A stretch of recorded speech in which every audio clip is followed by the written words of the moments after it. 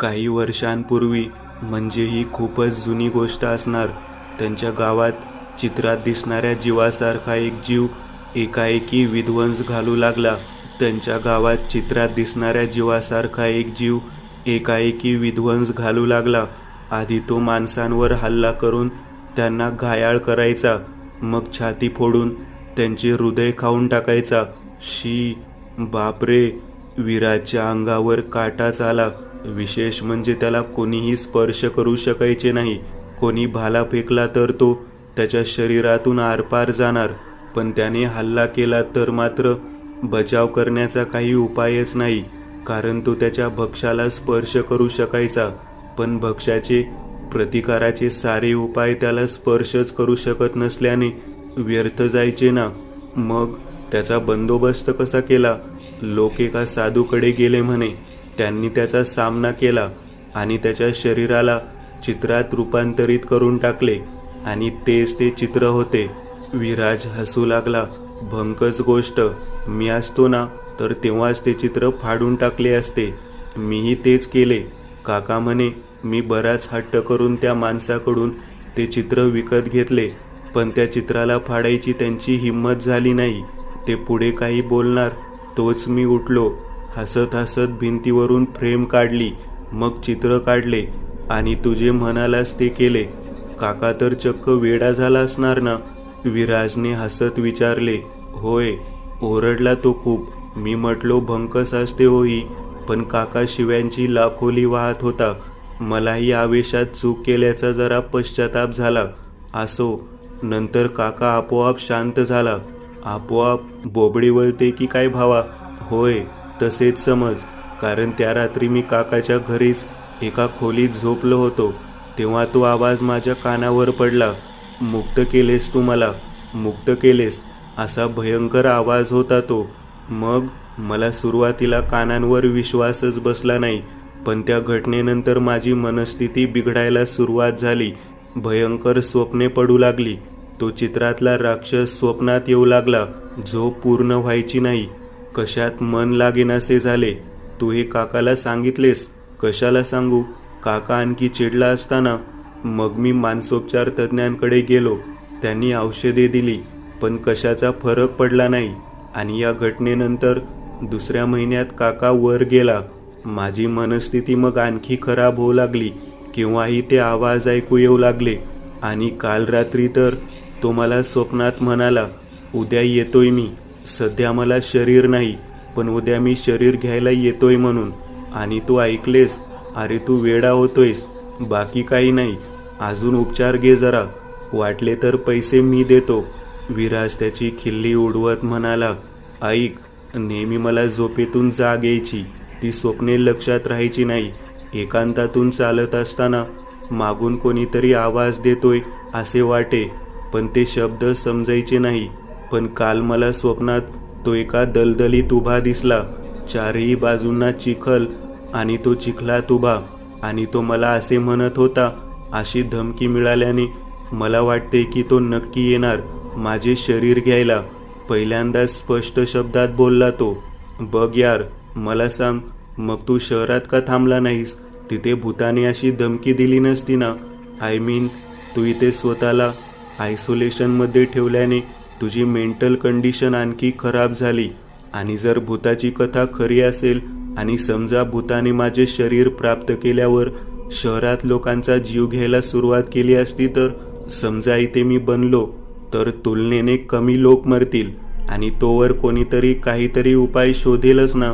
मूर्ख आहेस तू. आधी तूच बोललास ना ती भंकस होती म्हणून. पण मग ते आवाज आल्यावर माझी खात्री झाली ना. तुला नक्की काय वाटते? हेच की त्याला माझे शरीर हवे, तो ते मिळवणारच. असे मला अनेक उपाय करूनही काही झाले नाही तेव्हा पटले. मग मला एका डॉक्टरने सल्ला दिला की निसर्गाच्या सानिध्यात राहून औषधांसोबतच मेडिटेशन करा. मग मी इथे आलो. त्याचाही काही फायदा झाला नाही, कारण सिच्युएशन वर्स होत गेलीये. जे भोगतोय ना मी, ते फक्त मला ठाऊक आहे. बरं, मग आता पुढे काय? आजची रात्र निर्णायक आहे. समजा रात्री मी ओरडू लागलो, तर माझे शरीर राक्षसात बदलू लागले की सरळ डोक्यात गोळी घाल. आणि माझे शरीर कुठेतरी फेकून दे. चल रे, तुझ्यावर मी गोळी वाया का घालू? विराज हसला. तो अजूनही सिरियस नव्हता. मी सिरियस आहे. आणि नाही तसे झाले तर मग उद्या इथून निघून जा. बघ, माझा बाप डॉन आहे. त्याचा फायदा झाला ना. आठवते अगोदर कायच्या काय म्हणायचा माझ्या बापाला. माझा बाप डॉन नसताना तर अशी इल्लीगल गन कॅरी करणे शक्यच नाहीये. अजून एक शक्यता असू शकते. त्याच्या बोलण्याकडे साफ दुर्लक्ष करत हेमंत म्हणाला, तो बाहेरून दुसऱ्या कुणाच्या शरीरात प्रवेश करून मग माझ्यावर हल्ला करणार. तसे झाले तर त्याला शूट कर, म्हणजे त्याला फक्त जखमी कर. नंतर आपण गावाच्या बाहेर जाऊन त्याला जिवंत जाळून टाकू. ही शक्यता गृहीत धरून मी अगोदरच पेट्रोल आणून ठेवले. विराजने मान डोलावली. एकूणच हेमंतच्या बोलण्यावरून त्याची मनस्थिती किती खराब झालीये हे त्याला समजत होते. त्याला हे सगळे खोटे आहे हे समजत होते.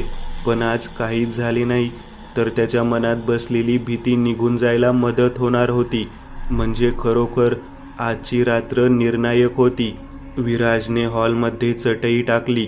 मग दोघे चटईवर बसले. विराज हॉटेलमधून जेवण घेऊन आला होता. पोटभर जेवण केल्यावर हेमंतने गोळ्या घेतल्या. मग हॉलमध्ये थोडीफार दोघांनी साफसफाई करून विराजला हॉलमध्येच गादी टाकून झोपायची सोय केली. आजची रात्र झोपू नकोस रे, मी माझ्या खोलीत जातोय.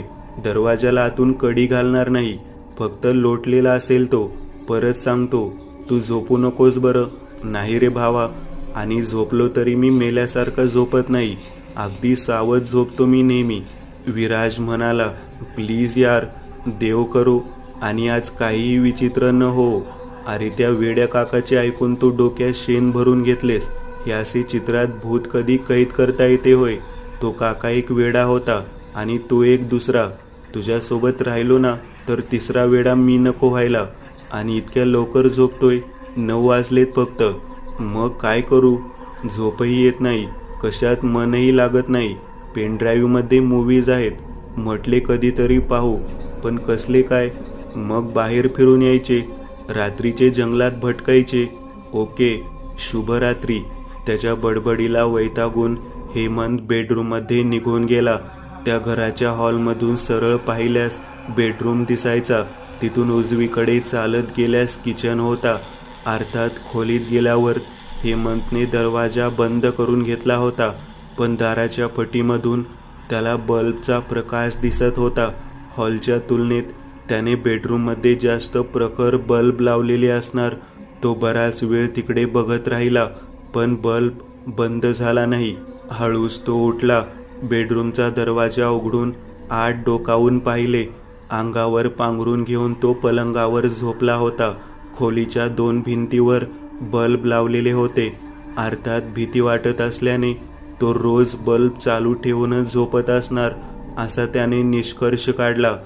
आणि पुन्हा दरवाजा लोटून हॉलमध्ये आला. त्याला आज नोकर झाल्यासारखे वाटत होते. हेम्या पलंगावर झोपला आणि त्याला जमिनीवर गादी टाकून दिली होती, पण या किरकोळ गोष्टीकडे त्याने दुर्लक्ष केले आणि गादीवर अंग टाकले. खिशातून मोबाईल काढला, पण रेंज नव्हती याची त्याला कल्पना होतीच, म्हणून त्याने एक पुस्तक सोबत आणले होते. पण हॉलमधला प्रकाश तोकडा होता. त्यात पुस्तकात असलेले शब्दही स्पष्ट दिसले नसते, म्हणून झोपी जाणे हा एकमेव पर्याय त्याच्याकडे होता. मग तो काहीतरी आठवून उठला. सामानातून गन काढून सहज हाताला लागेल अशी ठेवली आणि मग पुन्हा गादीवर पडला आणि डोळे मिटले. बराच वेळ झाला आणि हेमंतला रिंगटोनच्या आवाजाने जाग आली. कॉल अज्ञात नंबरवरून आलेला होता. त्याने कॉल रिसीव केला. हॅलो, यस, कोण? मी कार्तिक, विराजचा भाऊ. अरे तुझ्याकडेच येत होता तो. त्याच्या गाडीला कोणीतरी ठोकले आणि जागीच निधन झाले त्याचे. आम्हाला ही बातमी खूप उशिरा समजली. त्याच्या हातातून मोबाईल गळून पडला. म्हणजे तो सैतान, चित्रातला सैतान विराजचे रूप घेऊन. घाईघाईत तो उठला.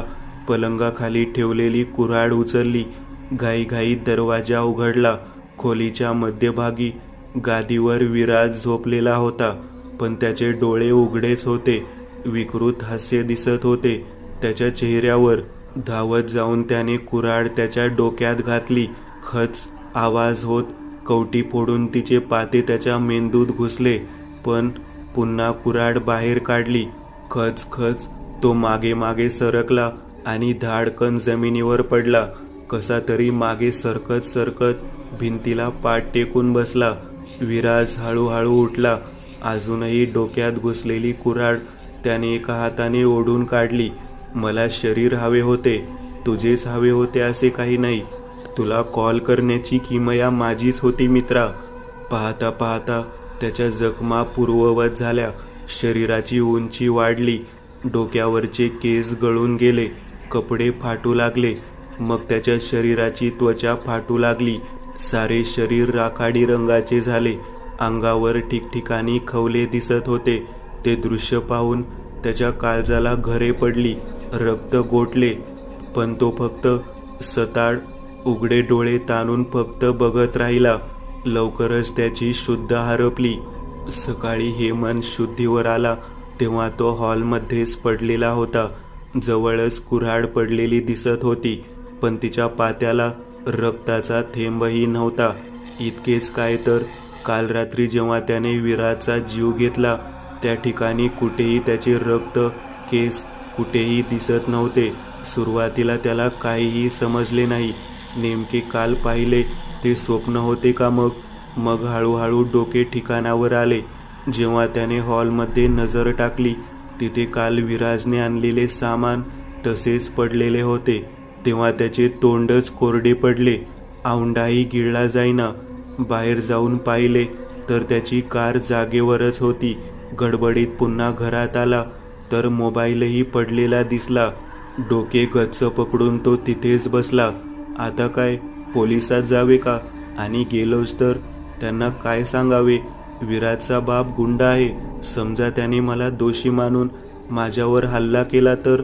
त्याच्या मनात विचारांचा गुंता तयार झाला. जंगलात 2 आणि बंगल्यात 5 असे भयान अवस्थेतले 7 मृतदेह सापडल्याने सर्वत्र खळबळ उडाली. पोलिसांनी वेगाने तपास करायला सुरुवात केली होती. इन्स्पेक्टर अरुणही ही बातमी ऐकून आणि नंतर मृतदेह पाहून पूर्णपणे हादरला होता. त्याच्या इतक्या वर्षांच्या सेवेत त्याने एकाहून एक भयंकर केसेस हाताळल्या होत्या, पण आजपर्यंत मृतदेहांची अशी अवस्था कधीही पाहिली नव्हती. सध्या तो आणि त्याची टीम धनराजच्या बंगल्यात होती. सर, आत एक मुलगा आहे, जिवंत आहे. Inspector Arun, sub inspector Mohite आणि 2 हवालदार वरच्या खोलीत आले. तिथे एका वृद्ध स्त्रीचा मृतदेह होता. गळ्याजवळ खोल जखमा आणि खाली दिसलेल्या मृतदेहाप्रमाणेच छातीमध्ये खोल जखम दिसत होती. हा कपाटात लपून बसलेला होता सर, म्हणून वाचला असेल. नुकताच जॉईन झालेला तरुण शिपाई गौरव म्हणाला. मग अरुणने त्या मृतदेहाची नजर हटवली आणि त्याच्याकडे पाहिले. त्याने त्या मुलाला उचलून घेतले होते. तो मुलगा घाबरलेला दिसत होता आणि त्याने हाताने चेहरा लपवलेला होता. सर, फारच भयंकर आणि अनाकलनीय प्रकार आहे हा. सब इन्स्पेक्टर मोहिते मृतदेहाकडे बघत म्हणाले. आसपास कसून शोध सुरू आहे सर, पण अजूनही विशेष असा काहीही पुरावा हाती लागलेला नाहीये. आपली एक टीम जंगलात शोध घेते. कॉन्स्टेबल जाधव. पण अरुण जणू विचारात हरवला होता. त्याचे त्यांच्याकडे लक्षच नव्हते. सर, मोहितेने त्याच्या खांद्यावर हात ठेवताच तो भानावर आला. या मुलाला इथून दूर घेऊन जा गौरव. बिचाऱ्याने काल कोणत्या परिस्थितीचा सामना केला असेल त्याच्या आत्म्यालाच माहीत. मी जंगलाकडे जाऊन येतो, तुम्ही इथे शोध घेत राहा. तो तिथून निघाला. जाधव आणि मोहितेने एकमेकांकडे पाहिले. अर्थात तेही सुन्न झाले होतेच. आजवर सरांना या अवस्थेत कधीच पाहिले नाही मी. जाधव मोहितेंना म्हणाला, मी यापूर्वीही सरांसोबत काम केले. एका मुलाने कुऱ्हाडीने आपल्या भावाचा, वहिनीचा आणि त्याच्या 2 मुलांचा खून केला होता. तेव्हा मी आणि माझ्याबरोबरची टीम चांगलीच हादरली होती, पण सरांनी आम्हाला आधार दिला होता. हे एक उदाहरण. पण अशा अनेक अवघड प्रसंगी सर कधीही डगमगले नाहीत. मोहितेला जाधव असे का म्हणतोय याचा अर्थबोध झाला नाही. त्याचा चेहरा पाहून मग जाधव पुढे म्हणाला, या परिसरात काहीतरी अदृश्य आहे असे वाटते रे.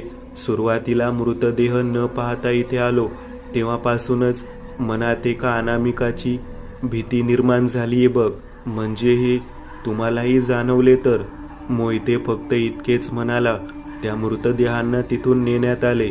जरा घाईघाईतच इतर प्रक्रिया पूर्ण करून ते तिथून निघाले. अरुण जंगलात येऊन पोहोचला. तिथे सब इन्स्पेक्टर, कल्पना आणि टीम शोध घेत होते. आपल्याला या सूरजने कॉल केला होता सर, कल्पना अरुणला म्हणाली. सूरजने काल घडलेली सर्व घटना पुन्हा अरुणला कथन केली. तो प्राणी कसा दिसत होता याविषयी सांगता येईल? अरुण म्हणाला, सर मी झाडावर लपून बसलो होतो. मी दुरून विकीवर हल्ला होताना पाहिले, पण तो प्राणी कसा दिसत होता हे मला नीट दिसले नाही सर. सर गनमधून बुलेट्स फायर झाल्यात जसा हा सांगत होता. कॉन्स्टेबल साहिल म्हणाला, पण दुसऱ्या कोणत्याही प्राण्याचे रक्ताचे ट्रेसेस मिळाले नाहीयेत सर. फॉरेन्सिक एक्सपर्ट प्रमेयने माहिती पुरवली. बरं मला सांग, प्राथमिक निरीक्षणातून हा कोणत्या प्राण्याचा हल्ला असेल असे वाटते? सांगता येत नाही सर. सांगता येत नाही म्हणजे काय? अरुण त्याच्यावर ओरडला. स्वतःला अनुभवी डॉक्टर म्हणून घेतोस ना तू? आतापर्यंत 2 मृतदेहांना मी स्वतः पाहिले. त्यांच्या शरीरातून फक्त हृदय मिसिंग आहे आणि त्या बंगल्यातल्या मृतदेहांची अवस्था अशीच आहे असे मला समजले. फक्त हृदय खाणारा असा कोणता प्राणी असेल याचा मला शोध घ्यावा लागेल आता. प्रमेय स्वतःला शांत ठेवत म्हणाला. अरुण विचारात पडला. बुलेट फायर केल्यात पण ब्लडचे ट्रेसेस नाही. शरीरातून फक्त हृदय काढून घेतलेले. इच्छा नसतानाही त्याचे मन हा काहीतरी अमानवीय प्रकार असल्याची जाणीव करून देत होते. हेमंत गावात विनाकारण कधीही जात नसे, पण आज गर्दी जमलेली पाहून तो मुद्दाम त्यांच्यात जाऊन उभा राहिला. पोलिसांना मिळालेले मृतदेह, शरीरातून गायब असलेली हृदय, भयंकर मृतदेह, भयंकर प्रकार. लोकांची बडबड ऐकून त्याला चक्कर येऊ लागले. तो जमिनीवरच पडला असता, पण एकाने त्याला पकडले. अरे बाबा, या अशा गोष्टी ऐकून चक्कर येत असतील तर सुरुवातीलाच निघून जायचे ना. गर्दीतून कोणीतरी म्हणाले, गप रे चक्रम, असते एकेकाचे मन कमजोर. मग एक जण आधार देत त्याला घराकडे घेऊन गेला. घराच्या ओट्यावर तो डोक्याला हात लावून बसला होता. त्याला घरापर्यंत कोण सोडून गेले त्याचा चेहराही त्याने पाहिला नाही, इतका तो हादरला होता. हे सारे खून होण्यात यामध्ये त्याचाच हात होता. काकांनी सांगितलेली कथा, चित्र फाडल्याने मुक्त झालेला सैतान, पण आता त्याला कोण अडवणार? आजच्या युगात एखादा सिद्ध पुरुष पुन्हा त्याला चित्रात कैद करण्यास सक्षम होता का? उमेश रडत होता. मार खाऊन खाऊन त्याचे सगळे अंग सुजले होते. तुला काय वाटले की तू आम्हाला सापडणार नाहीस काय रे? ती कार तुझीच होती का? गाडी विकीची, पण मीच ड्राईव्ह करायचो. तुम्हाला आधी सांगितले सर. आम्ही प्रश्न विचारू, तू फक्त उत्तर द्यायचे. मोहितेने त्याला सनसनीत झापड ठेवून दिली. सांग, तुझे 2 मित्र मेले आणि तूच कसा वाचलास? जाधवने विचारले. मी काय करणार सर? हो, मी मान्य करतो की आम्ही त्या सूरजला मारणार होतो, पण तो वाचला आणि माझे 2 मित्र गेले. मीही मेलो असतो, पण मी त्या बंगल्यात गेलो म्हणून ते भूत त्या लोकांनाच मारायला लागले. म्हणून मी पळून गेलो. मग मी बराच वेळ गावाच्या बाहेर बेहोश होतो. मग शुद्धीवर आलो तर उठलो. जंगलाच्या बाहेर काल रात्री गाडी पार्क केली होती. कीज माझ्याकडे होत्या. गाडी घेऊन जायला लागलो, पण नंतर पोलीस चेकिंग करत होते. रस्त्यात एकेका गाडीची. गडबडीत मागे वळून जायला लागलो. तुम्हाला शंका आली आणि उमेश रडता रडता म्हणाला. तो कसा दिसत होता आठवते? कल्पनाने विचारले. हो, माझ्या आयुष्यात त्याला मी कधीही विसरणार नाही. हा नक्कीच काहीतरी लपवतोय. मी काहीही लपवत नाहीये सर. मत्सर माझ्यावर इतका प्रभावी झाला होता की मी विकीसोबत हे पाप करायला कधी तयार झालोय माझे मलाच समजले नाही. त्याला पश्चाताप होत होता.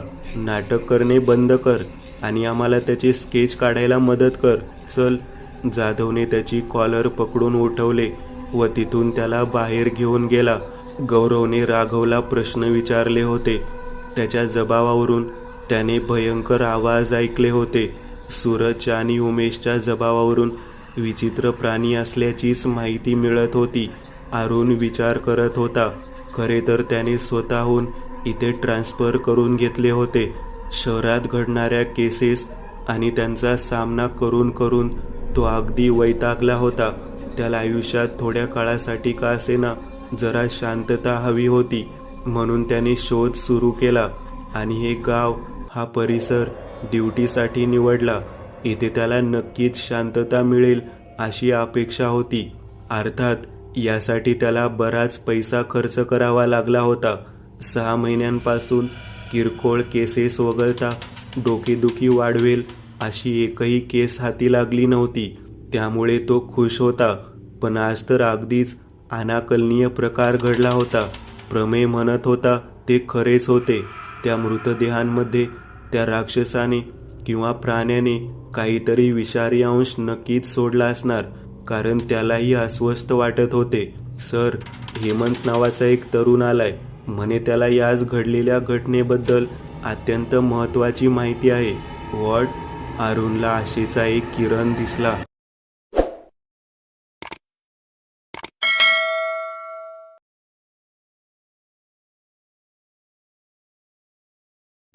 बस थांबली.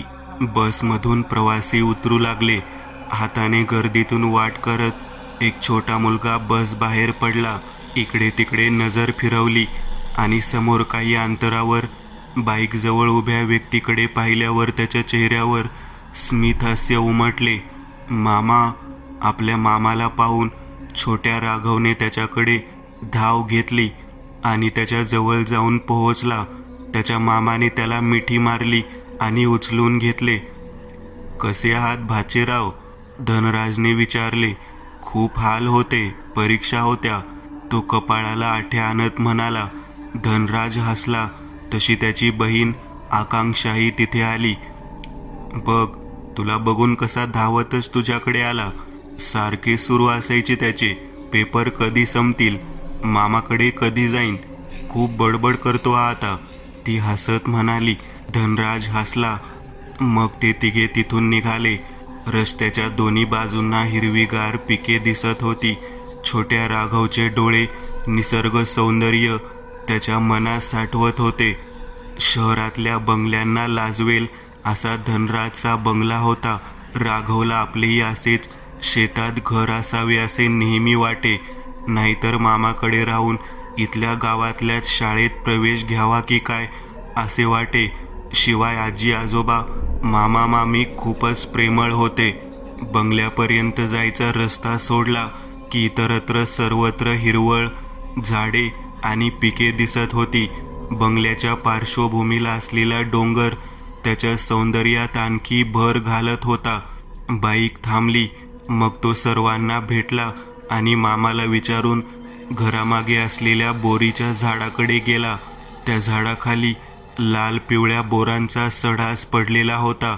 त्याने एक एक बोर वेचून खिसे भरायला सुरुवात केली. जास्त बोरं खाऊ नकोस, सर्दी होईल, धनराज म्हणाला. तसे त्याने मागे वळून बघितले. तो मागे काही अंतरावर उभा होता. मामा, सर्दी खोकला व्हायरस असतात ना, त्यांच्यामुळे येतो. असे बोरे खाल्ल्याने काही होत नाही, तो बोरं वेचायचे सुरूच ठेवत म्हणाला. बापरे, किती हुशार झालास रे, धनराज हसत म्हणाला. अरे पण तुझे पोट खराब झाले मग? तुझी आई मलाच बोलेल ना. ती काही म्हणाली की मला सांग, मी समजावतो तिला. छोट्या राघवचे एक एक शब्द ऐकून धनराजला खूप हसू येत होते. सायंकाळी मग राघवने घरातल्या सर्वांना इंग्रजी कविता म्हणून दाखवल्या. नंतर फटाके फोडण्याचा कार्यक्रम झाला. सर्वांना छोट्या राघवचे खूप कौतुक वाटत होते. जेवण झाल्यानंतर सर्वांच्या गप्पा रंगल्या. राघव खूप मोठा ऑफिसर होणार बघ, आबा, आकांक्षाचे वडील म्हणाले. हो ना, मागच्या वर्षी जरा शांत शांतच होता तो, धनराज म्हणाला. शाळा बदलली त्याची. तिथे त्याला वर्गातले पोरं त्रास द्यायचे. घरी आम्ही त्याला खोदून खोदून विचारायचो तर काही सांगायचाही नाही, आकांक्षा म्हणाली. मग त्यांच्या शिक्षकांकडे विचारणा करायला हवी होती तुम्ही, धनराजच्या बायकोने मेघाने विचारले. त्रास देणारा मुलगाच शिक्षकांचा होता. स्वतः राघवने तक्रार केली. ते सर्वांसमोर त्याला रागवायचे, पण नंतर तो आणखीनच त्रास द्यायचा. म्हणजे हे काय, इतक्या लहान वयापासून ही पोरं इतकी गुंडासारखी वागू लागली, पुढे जाऊन यांचे काय होणार? विचित्रच प्रकार ऐकला हा. यमुनाबाईला धक्काच बसला. आकांक्षाच्या आईला. आजकाल आईबाप पोरांना रागवत नाही, जसा वागतो तसा वागू देतात. मग काय, पुढे जाऊन ही पोरं गुन्हेगार नाही होणार, मग काय कलेक्टर होणार? आबा म्हणाले. मग मी तर आजही चूक केली तरी आबा माझ्यावर ओरडतात. काल तर मार खाता खाता वाचलो मी. धनराज हसत म्हणाला. तसे सगळे हसू लागले. काहीही मनाच्या गोष्टी नको बनवू रे. विनोद व्हावा म्हणून काही म्हणशील का? सॉरी आबा, प्लीज मला मारू नका. धनराज असे म्हणताच मगाशी रागवणारे आबाही त्यांच्या हसण्यात सामील झाले. राघव कुठे गेला? अचानक यमुनाबाई म्हणाली. तसे सगळ्यांचे हसणे थांबले. मग त्याचा शोध सुरू झाला. त्याला आवाज देत त्यांनी घरात शोध सुरू केला, पण त्याचा कुठेही पत्ता नव्हता. आबाने विजेरी घेतली आणि आवाज देत बाहेर निघून गेला. धनराजला काहीतरी आठवले. तो वरच्या खोलीत आला. कपाटातले कपडे बाहेर पडलेले होते. त्याने हळूच कपाट उघडले. लबाड, धनराज म्हणाला. राघव खुदकन हसला. अशी चेष्टा करायची नाही बेटा, आम्हाला किती काळजी वाटत होती. आबा म्हणाले. आकांक्षा तर त्याला थप्पड मारणार होती, पण यमुनाबाई आणि मेघाने तिला अडवले. सॉरी आबा, यानंतर नाही करणार असे. राघव खाली मान घालत म्हणाला. आणि तुला कसे कळले रे हा तिथेच असेल म्हणून? यमुनाबाईने विचारले. मागच्या वेळी लपाछपी खेळत होतो तेव्हा बराच वेळ झाला म्हणून हा सापडला नाही. नंतर मग मला कपाटाच्या बाहेर पडलेले कपडे दिसले आणि मग त्याला पकडले. धनराज हसत म्हणाला. म्हणजे मला पुढच्या वेळी नवीन जागा शोधावी लागणार? राघव हसत म्हणाला. तायडे, याला त्या आधीच्याच शाळेत परत पाठव. धनराज मोठे डोळे करत म्हणाला. नाही. राघवच्या चेहऱ्यावरचे हसू गायब झाले. गंमत केली रे, घाबरू नकोस. बरं, आता बराच उशीर झाला, तुम्ही जा वरच्या खोलीत झोपायला. आणि राघू, पलंगावर झोप, नाहीतर कपाटात जाऊन झोपशील. आबाच्या या वाक्यावर सगळे हसले. कोणाच्या बापाला घाबरत नाही मी. बापाला? आणखी एक लाथ जमिनीवर पडलेल्या सूरजच्या पोटावर घालत विकी म्हणाला. आणि त्याला सूरजला मारताना पाहून मोहित आणि उमेशला आनंदाच्या उकळ्या फुटत होत्या.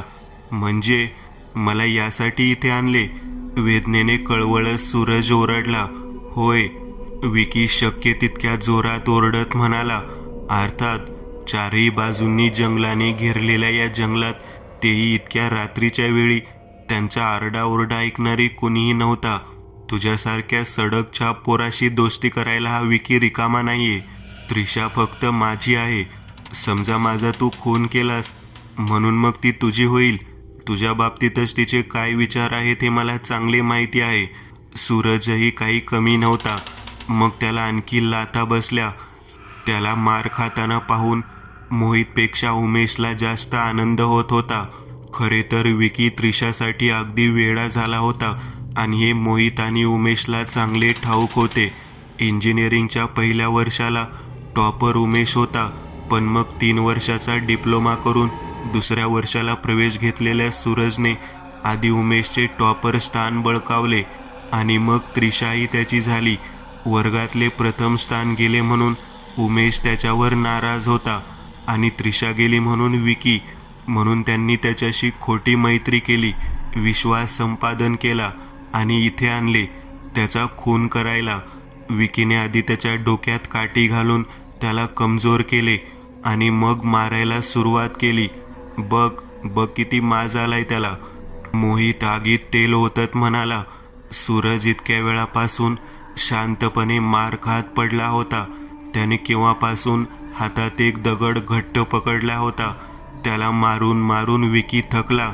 तसा तो पटकन उठला. त्याच्या डोक्यात जोरात दगड मारला आणि वेगाने तिथून पळाला. हरामखोर, त्याच्या तोंडातून घाणेरड्या शिव्या बाहेर पडल्या. खरे तर हे मोहित आणि उमेशसाठीही धक्कादायक होते आणि तो जिवंत सुटलाच तर यांचे काही खरे नव्हते. उमेशने विकीला आधार दिला आणि मोहित सूरजच्या मागे धावू लागला, पण तो गर्द झाडीत कुठेतरी गायब झाला होता. मागोमाग विकी आणि उमेशही आले. त्याचे हातपाय बांधायला हवे होते. अनेक मॅरेथॉन जिंकले आहेत त्याने. त्याला पकडणे सोपे नाहीये. उमेश सहज बोलून गेला. काय? त्याला पकडा, काही करून शोधा त्याला. साला हरामखोर, तुम्हाला बोललो होतो त्याचे हातपाय बांधा म्हणून. विकी ओरडला, पण प्रत्यक्षात विकी असे काहीही म्हणाला नव्हता. हे माहीत असूनही दोघे शांत राहिले आणि हातात विजेऱ्या घेऊन जंगलात निघून गेले. त्या उंच झाडाच्या पानांमध्ये सूरज लपून बसला होता. मार खाल्ल्याने तो फारच अशक्त झाला होता.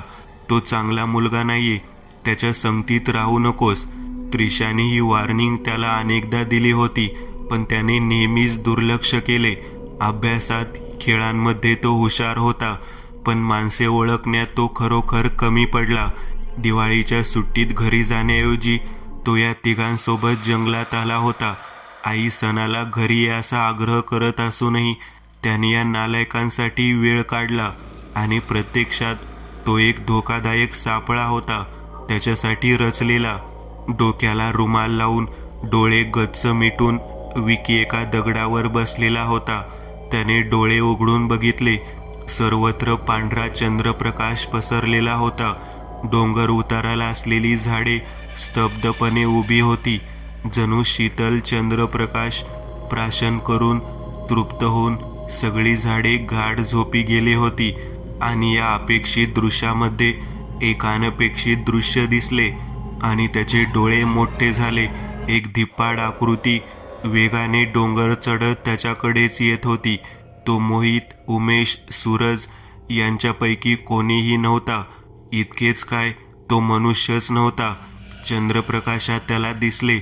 खरखरीत अंग असलेला, राखाडी रंगाचा, हाताची टोकदार नखे, मोठमोठे डोळे, वासलेला जबडा, दुभंगलेली ओठावरून फिरणारी जीभ.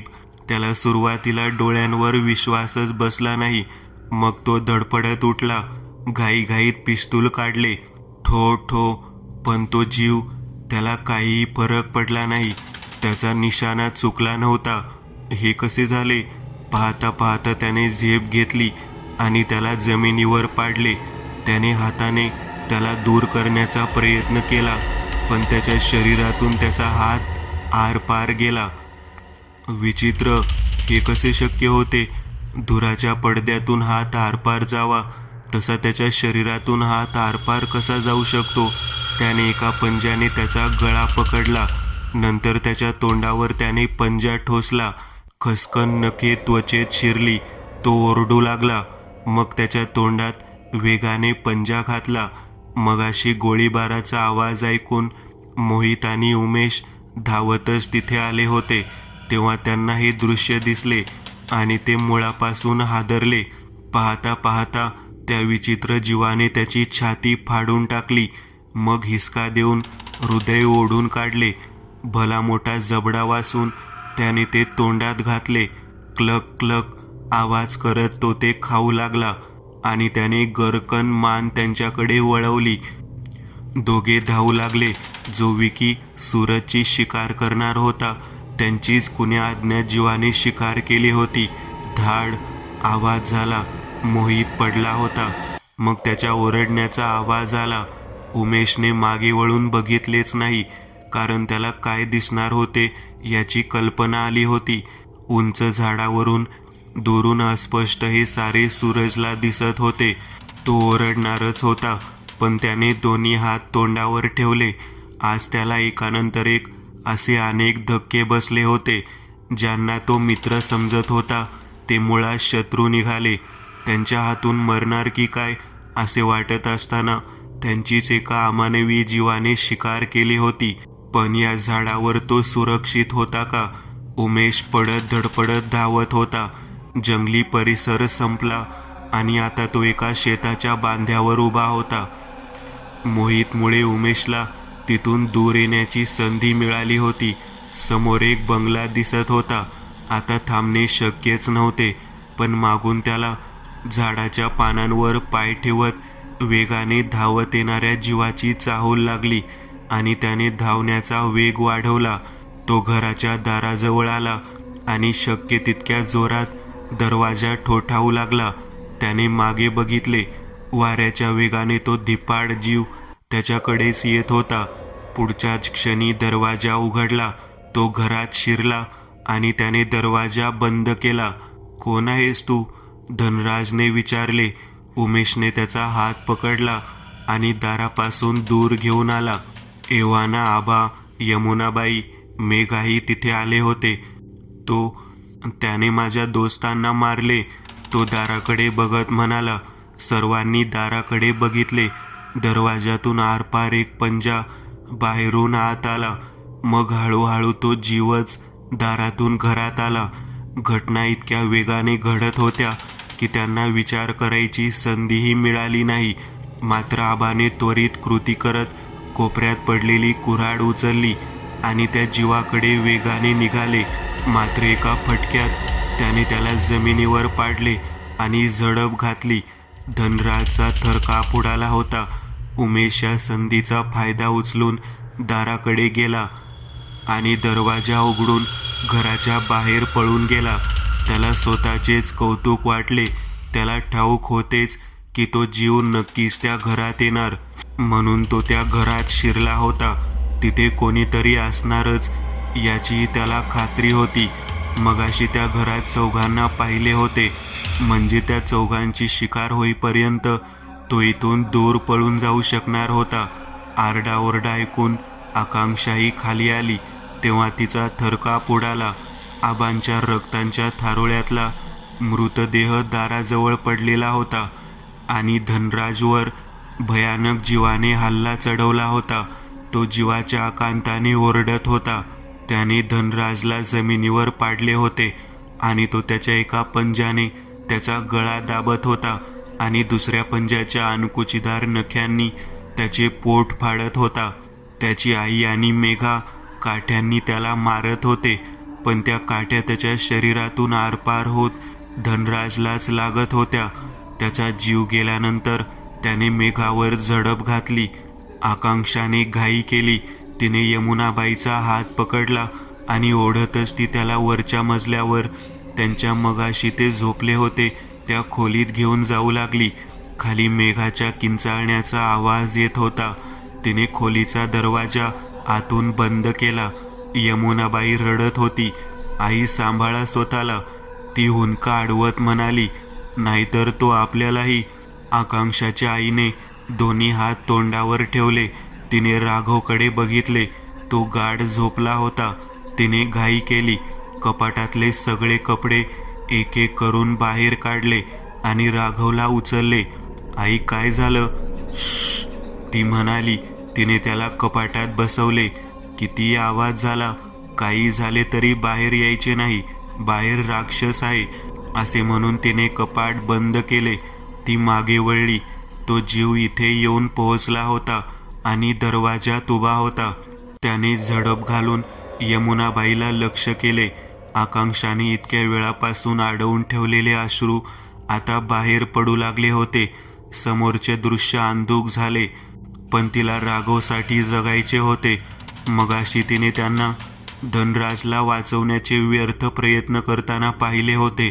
त्यामुळे यमुनाबाईला वाचवण्याचा कोणताही प्रयत्न व्यर्थच ठरणार याची तिला जाणीव होती.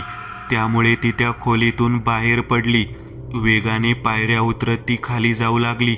मात्र यमुनाबाईचा जीव घेतल्याबरोबर तो जीव त्या खोलीतून बाहेर पडला. ती त्या बंगल्याच्या बाहेरही जाऊ शकली नाही. तिच्या किंचाळण्याचा आवाज बराच वेळ त्या बंगल्यात घुमत होता. सगळ्यांचा जीव घेतल्यावर मग तो एकेका मृतदेहाजवळ गेला. प्रत्येकाची छाती फोडून हृदय बाहेर काढले आणि स्वतःचेच समाधान झाल्यावर तो जंगलाच्या दिशेने निघून गेला. काही तासांपूर्वी शहरी भाषेत 1 BHK म्हणता येईल असे ते घर होते. या इथल्या गावातल्या लोकांच्या मते हा बंगला बाकीच्यांच्या घरांची छते पत्र्याची आणि या घराची छत सिमेंटचे, इतकाच काय तो फरक. नाहीतर या घराची रचना सामान्य घरासारखीच. किचनचा आकार लहान, हॉल प्रमाणापेक्षा जास्तच मोठा आणि बेडरूमही लहान.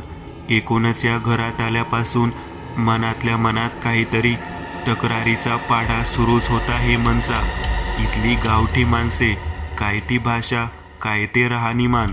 सुरुवातीला त्याला या घरात आलेले पाहून आले होते शेजारी राहणारे 1-2 लोक, पण त्याने त्यांना जास्त किंमतच दिली नाही. कारण तो शहरात राहणारा सुशिक्षित व्यक्ती, त्याला या गावातल्या लोकांशी बोलायची लाज वाटे.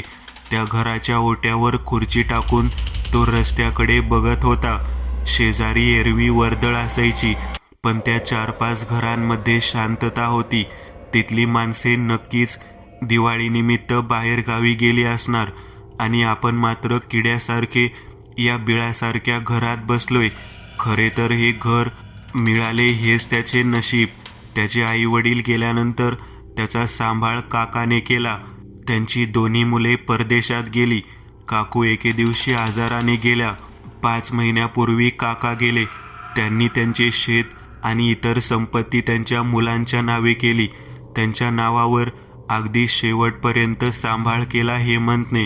काकूचे निधन झाल्यानंतर त्यांचा मोठा मुलगा शशांक 1 महिन्याने आणि लहान मुलगा सागर चक्क 6 महिन्यांनी आला. नंतर काकाचा सांभाळ त्याने केला. त्यांना दवाखान्यात घेऊन जाणे वगैरे सारे केले आणि त्याला मिळाले काय, हे गावातले घर आणि काकांचा बँक खात्यात असलेले 10 लाख, बास इतकेच. अगदी काका शेवटच्या क्षणी ज्या शहरातल्या बंगल्यात राहत होते तोही त्यांनी शशांकच्या नावावर केला. अर्थात शशांक म्हणत होता की हेमंत त्या घरात राहू शकत होता, तेही भाडे वगैरे न देता. पण त्याला असे कोणाच्या मेहरबानीवर जगायचे नव्हते. ओळखीच्या गाडीच्या हॉर्नच्या आवाजाने तो तंद्रीतून बाहेर पडला. समोरच्या गल्लीतून एक पांढरी शुभ्र कार त्याच्या घराकडे येत होती. त्याचा एकमेव खरा मित्र विराज आला होता. त्याने गाडी पार्क केली आणि बाहेर उतरला. मग डिक्कीतून काही पिशव्या हातात घेतल्या आणि त्याच्याकडे येऊ लागला. तोवर हेमंत बसूनच होता. त्याला आल्याचे पाहून आनंद झाला असला तरी त्याचे स्वागत करावे वगैरे करण्याची शक्ती जणू त्याच्या अंगी नव्हती. हाय ब्रो, कसा आहेस? विराज पायऱ्या चढून त्याच्या जवळ आला. चेहऱ्यावर 12 का वाजलेत? विराजला त्याला पाहून धक्काच बसला. डोळे खोल गेलेले, जाडजूड असलेला हेमंत आता हडकुळा दिसत होता. गालही बसलेले दिसत होते. डोक्यावरचे केसही ठिकठिकाणी गळून गेलेले दिसत होते. चल यार, घरात तर ये, हेमंत म्हणाला. कसा बसा उठला, घरात गेला आणि त्याच्या मागोमाग विराज गेला. यार, किती नशीबवान आहेस तू. म्हणजे तू गावात राहण्यासाठी नोकरी सोडलीस. वाव, विराज घरात नजर टाकत म्हणाला. त्याने मुद्दाम त्याच्या अवस्थेविषयी लगेचच प्रश्न विचारणे टाळले. हॉलच्या कोपऱ्यात काही सामान पडलेले होते. मध्यभागी एक खाट ठेवलेली होती. बल्बचा लाल प्रकाश खोलीत पसरलेला होता. बघ, मी या भंगार गावात राहण्यासाठी नोकरी सोडेल इतका मूर्ख नाहीये. भंगार गाव? Are you idiot? भावा, मागच्या वेळी तू काय म्हणाला होतास? किती छान गाव आहे, इथला निसर्ग किती छान आहे. आठवते, मागच्या सुट्टीत आपण इथे आलो होतो. गावाबाहेर असलेल्या जंगलात डोंगरावर फिरलो होतो. आणि आता काय झाले ते मरू दे, पण मला गण सांगतो ऐक. मग त्याने त्याचे रडगाणे सुरू केले. त्याच्यावर कसा अन्याय झाला वगैरे. तू आयुष्यात घडलेल्या नकारात्मक गोष्टींवर का लक्ष देतोस? काही का असेना, पण काकाने 10 लाख आणि हे घर तुझ्या नावावर केले, हे काय कमी आहे? तू खूपच विचित्र आहेस यार. आणि आपण एकाच ठिकाणी काम करत होतो. अचानक मला न सांगता जॉब सोडलास. नंतर कारण विचारले तर नीट काही सांगितले पण नाहीस. कामात किती चुका करत होतो मी, आठवते ना? सारखा अपमान होत होता माझा. मला नीट सांग, तू असे तुटक तुटक सांगतोय ना? त्यामुळे खूप गोंधळ उडतोय. नक्की झाले तरी काय? मला गन का आणायला सांगितलीस? सांगतो. अरे माझी बुद्धी आता नीट कामच करत नाहीये. जुन्या कम्प्युटरसारखी हँग झालीये जशी. आता ऐक, माझे काका प्रोफेसर होते. स्वतःच्या मुलांना त्यांनी शिकवून परदेशात पाठवले, पण ते माझ्यावर नेहमी चिडत. भावांपासून प्रेरणा न घेता मी मात्र माझ्याच विश्वात मग्न होतो. बेरोजगार होतो. मग त्यांच्या शब्दांच्या भडीमाराला वैतागून मी जॉब मिळवला.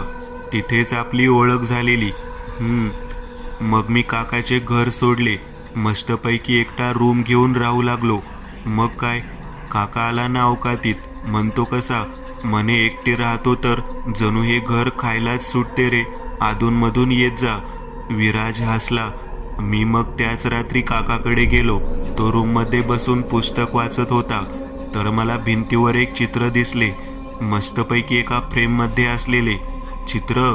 होय, माझा काका म्हणजे पुस्तकी किडा. त्यामुळे चित्र पाहून मला आश्चर्य वाटले. काकाच्या मनात अचानक चित्रांची आवड कशी निर्माण झाली? मग मी हाच प्रश्न त्यांना विचारला. अरे पण त्या चित्रात होते काय? माणसाचे डोके, म्हणजे तो माणूस टकला होता, त्याचा जबडा वासलेला आणि बाकी शरीर सरड्याचे असते बघ, तसे त्याचे शरीर होते. हिरव्या रंगाचे, म्हणजेच ते एका राक्षसाचे चित्र होते असे म्हण. वेड्या काकाला चित्रही आवडले ते असे. मग काका सांगू लागला.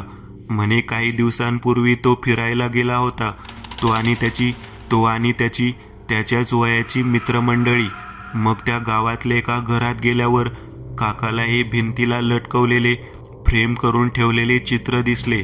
तर तो माणूस सांगू लागला, काही वर्षांपूर्वी, म्हणजे ही खूपच जुनी गोष्ट असणार, त्यांच्या गावात चित्रात दिसणाऱ्या जीवासारखा एक जीव एकाएकी विध्वंस घालू लागला.